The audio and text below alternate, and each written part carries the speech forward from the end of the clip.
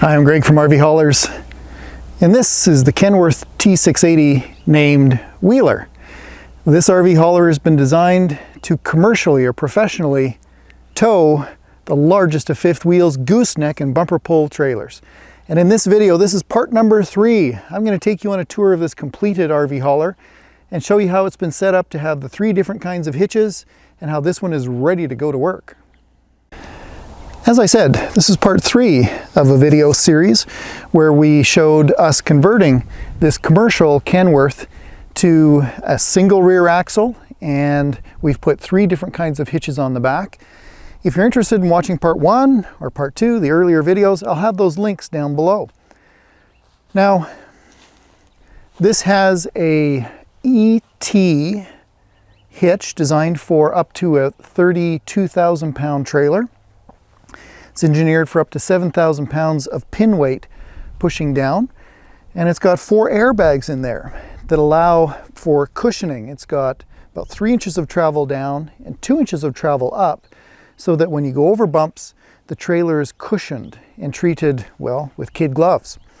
The other thing that we've done is we have put a gooseneck ball back here. So this is a 2 5/16 gooseneck. And we also build here, we fabricate our own bumper pulls. So this is not at all light duty. If you take a look at the thickness, the wall thickness of the tubes, the gusseting, that's a 2 1/2 inch receiver, and it's engineered for pulling even the biggest of bumper pull trailers. We also have nice half-round poly heavy-duty fenders and mud flaps to within 4 inches of the ground, so that any debris that may be picked up by those tires doesn't get sent back towards the trailer. Now, what we've got connected here right now, this is my personal trailer. This is a 26,000 pound New Horizons. It's 42 feet long, and this pin weight is 6,000 pounds.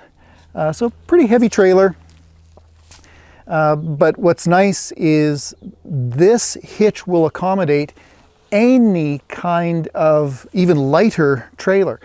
So if you've got something a little bit lighter, you've got lighter pin weights, this will accommodate it. The other part of this design is this was modified just a few years ago. So there is an upward dampening bushing or shock in here as well. So this is preloaded with weight. So even if you have a trailer that's got a lighter pin weight, it reduces, it certainly has the capacity for the downward motion, but it also dampens when it comes back up.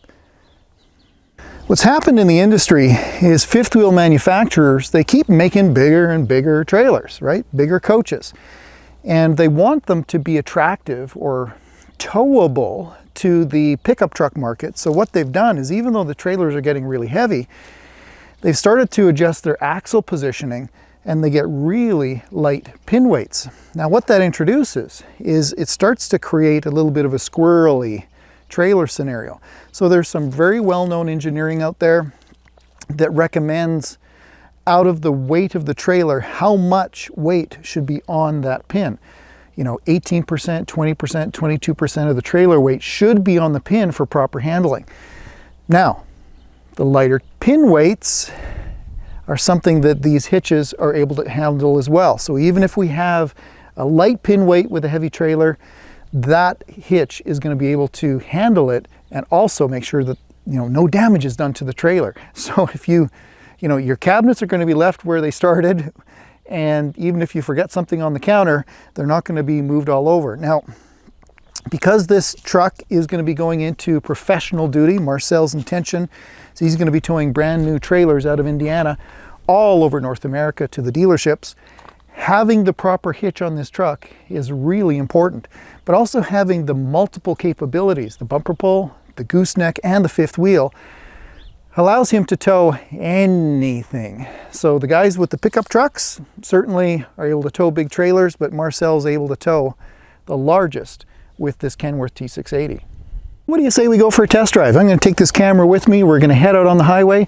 Let me show you how this thing handles. Now, before we climb up into the cab and go for a drive, I have an invitation for you. I hope you find these kinds of videos interesting. If you do, you can really help me.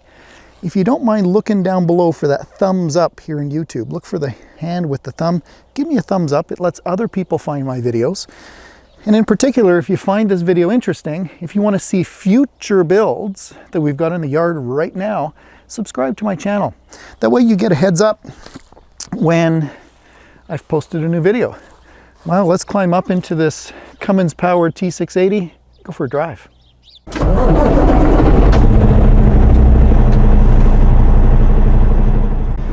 Well, we're giving Wheeler just a couple of minutes or a minute here to get the fluids moving around and the oils moving. Let me show you some things inside the cab.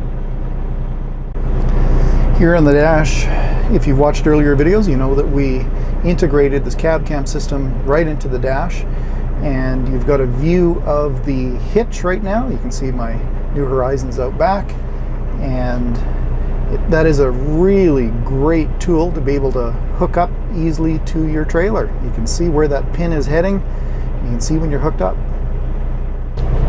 Well, putting it in gear is pretty straightforward. I got my foot on the brake. We put it into D for drive. Down here we turn off our parking brake. And you can see my brake controller is active. There we go. Mode can 1. So it's connected to the trailer. I've got all green. And if I want to manually apply the brakes, I can do so with this little lever, just like traditional brake controllers. But when I press with my foot, it's also proportional braking. It is really smart though, because this is hooked into the network of the truck. It is sensing that we are stationary right now. So even though with my foot I'm pushing on the brake, it is not applying brake signal to the trailer. It knows it's not necessary. So there's a lot of smarts in these trailers. Or sorry, trailer brake controllers. Now that we're underway, we're just coming to the end of my gravel drive. I want to show you how this brake controller works when we're mobile. So I'm just going to start to put a little bit of foot pressure on my brake. And you can see it's fully proportional. The harder I push on the brake, the higher that goes. There it popped up, and now that I lift my foot off the brake, there's no braking. So a little bit more, just gentle, gentle, and we come to a stop, and the brake signal goes away. Just protecting us to make sure that we're not sending too much current to those brakes when they're not necessary. A lot of electric brakes, you know, there's a lot of current going through that wire, and we don't want them to heat up unnecessarily. So I'll turn the camera around. Let's go head out on my favorite test drive road, also known as the road just outside my house, past my house. So we're at a stop. You can see we're at 0 kilometers an hour. We're in 3rd gear, and we'll just check our traffic and make sure nobody's coming. Things look good. So remember, no clutch on the floor. This is the auto shift transmission. Trailer's out back. You can see my hitch doing its thing. And we're just going to go through the gears. So there's 5th, 7th, 8th,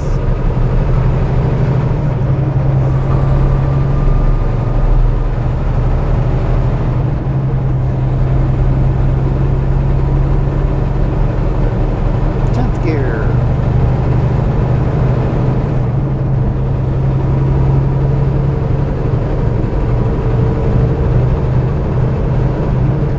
So I'm just pushing on the throttle, nice and easy, not going hard.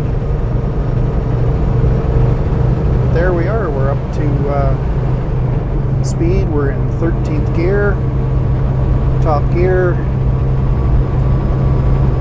100 kilometers an hour, or about 62 miles an hour.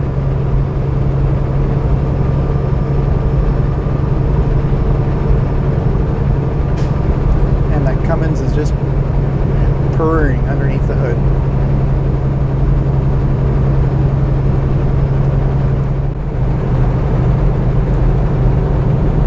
Well, what's nice about these heavy-duty trucks is they're certainly using that ET hitch, going to treat that trailer with kid gloves with the cushioning that's taking place there, but also the driver's not going to be fatigued and exhausted at the end of the day. These trucks are meant to be driven many hours a day. You know, we've got a nice quiet ride. It's not going to exhaust us by the end of the day.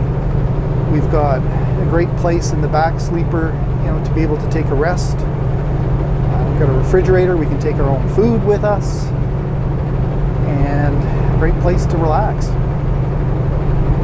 We can drive all day, every day, and not be exhausted. So I'll just show you how the engine's going to do some braking here. We're going to put our foot on the brake, and it's going to go through the gears, slowing down. There's 11, 9, so it skip shifts on the way down. If we look at that hitch back there, we'll try to show how, hopefully we can go over some bumps here and see how that cushioning works in the camera.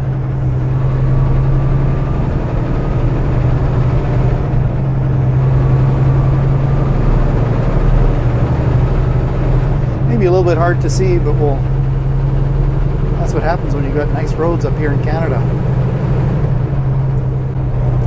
Now, an important part of what we do at RVHaulers is we don't just convert trucks. We don't just do the mechanical work. What's important to us is that we take the time to actually test drive our units. I've spent quite a few hours in this T680 already, bobtailed and pulling trailers, variety of conditions, you know, going in the city, going down the highway. And our goal is to take it for drives and then come back to the shop. Right? I want to find things that are, you know, less than perfect and repair them. I'm not frustrated by finding things wrong with trucks. I like to. I would rather me find the things wrong with a truck than my customer. That's my job. Taking them for test drives, pulling trailers, and putting them through their paces before my customers get them and hit the road. One of our other policies here at RVHaulers is we're not the only ones to look at any customer's truck. So at the end of the conversion process, we take it to a federal government inspector.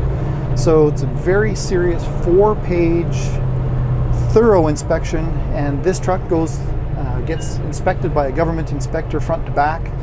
And if, you know, in this case, this is a commercially registered vehicle, it's going to be pulling trailers professionally, and it's able to go back into that commercial duty, even though we've done those modifications on the rear end. Well, I've got an offer for you. Just gonna pull out on the highway here. If you're watching one of my videos for the first time, thank you for watching this vlog, and thank you for your patience. I have an invitation for you. If you see anything in this video that you're curious about, please pose your questions down below. I love them, and that's how I guide my future videos. So it's questions from people like you that help me create videos that you find interesting. The other invitation that I have for you is please just comment. Let me know what you like, maybe what you didn't like, and I welcome those comments and your criticism. If you have other ways of doing things, or if you have ideas, share them here. I'm not the sole source of ideas in this industry. If you have some thoughts, or if you have some alternative ideas, I really would welcome them. And I'd love to give credit where credit's due. There's a lot of people out there that are very smart, and I appreciate their input.